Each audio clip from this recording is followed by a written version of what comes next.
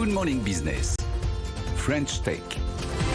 Et à 6h43 dans la French Tech, Louis Coulon n'est pas venu les mains vides. Il a 200 000 offres d'emploi à vous proposer. Bonjour Louis Coulon, vous êtes cofondateur de Clever Connect. Bonjour. C'est à la fois un site d'offres d'emploi, meteojob.com, que ceux qui nous écoutent connaissent bien.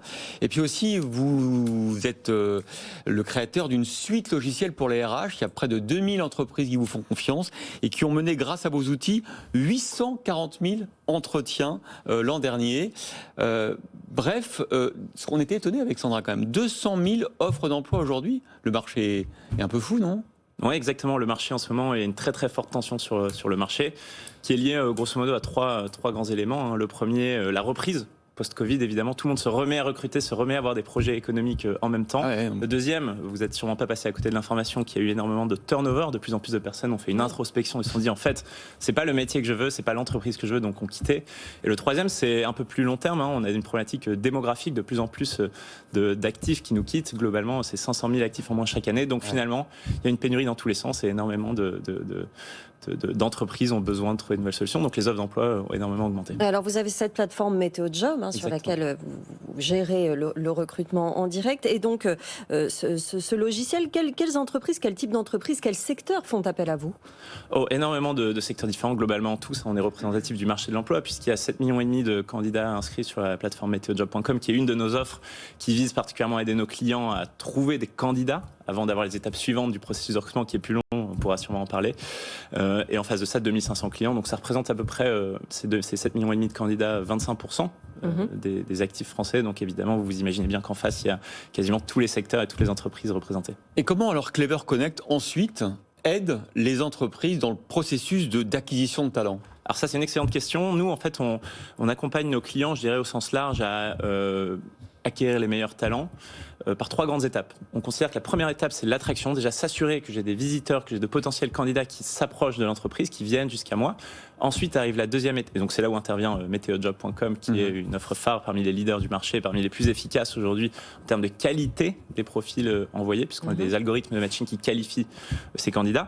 Deuxième étape qui est clé aussi dans le processus, c'est l'étape de conversion. C'est bien de faire venir des candidats jusqu'à moi, mais si les parcours de candidature que je leur propose ne sont pas efficaces, ne sont pas gérés au standard de ce que connaissent ces candidats sur Amazon ou sur d'autres sites e-commerce, ça va vite, en un clic, je peux suivre ma candidature, etc.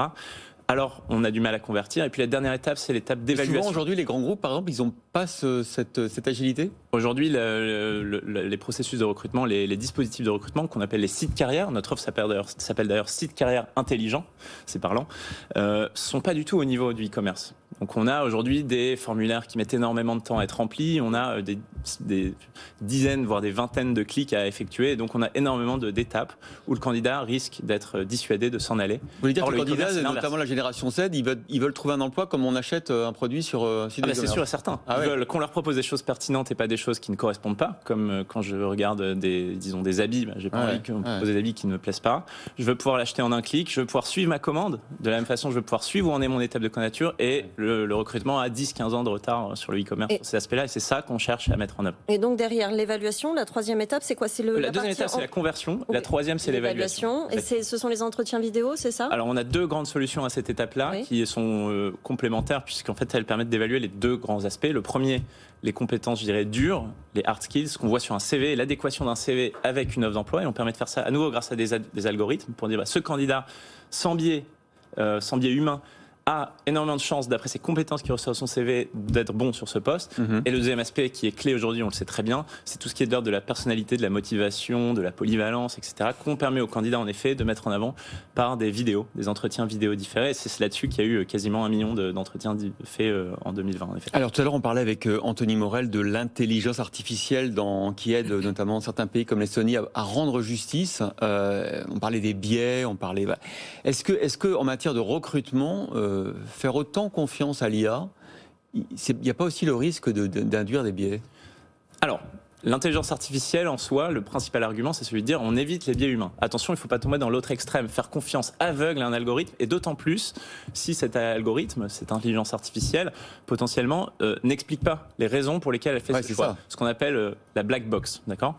Nous, on a évidemment fait le travail de faire en sorte que chacune des décisions de l'algorithme soit explicitée aussi bien à un candidat qu'à un recruteur dans le processus et qu'ils comprennent. Donc on dit pourquoi on a été rejeté, par exemple ? On dit pourquoi, on explique tous les critères qui ont matché, qui n'ont pas matché. Et nous, on parle souvent d'ailleurs plutôt de, c'est un peu galvaudé, mais d'humain augmenté par notre intelligence artificielle. C'est évidemment un métier humain, le recrutement, et on donne des outils aux recruteurs pour faire de meilleurs choix, mais il est hors de question de laisser faire les machines faire l'ensemble des choix. Dans la mesure où le candidat a été honnête sur son CV, mais bon, ça se verra justement lors de l'entretien, effectivement. Exactement, la vidéo est une autre façon de voir.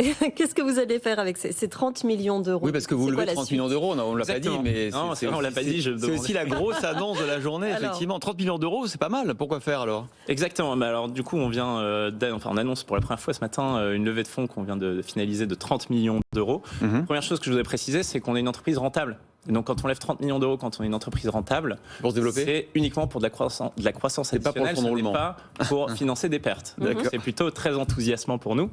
Avec ça, on a 3 grands objectifs. Le premier, des recrutements. Enfin, c'est classique, mais on prévoit 150 recrutements sur 2022. Aujourd'hui, on est déjà à peu près 200 collaborateurs. Vous allez quasiment doubler en un an, là ? On va quasiment doubler en un an, exactement.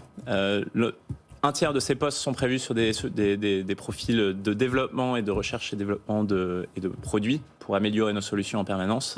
C'est évidemment un enjeu important pour nous.